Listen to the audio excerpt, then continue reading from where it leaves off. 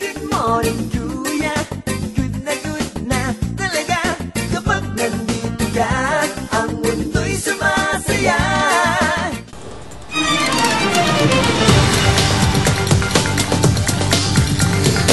Siyempre, ang Middle East po ang sentro ng paghahanda ng mga Muslim community kaugnay sa nalalapit na Ramadan.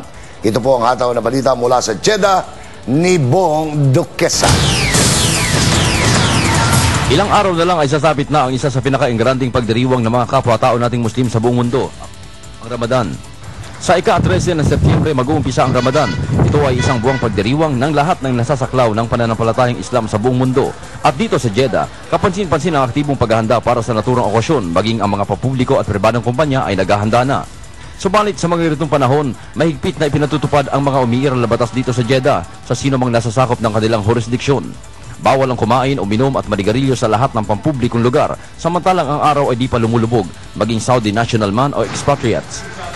Lahat ng mga kainan o restaurants ay sa gabi lamang pwedeng magbukas at lahat ng Muslim ay 6 na oras lamang magtatrabaho kada araw sa loob ng buwang ito.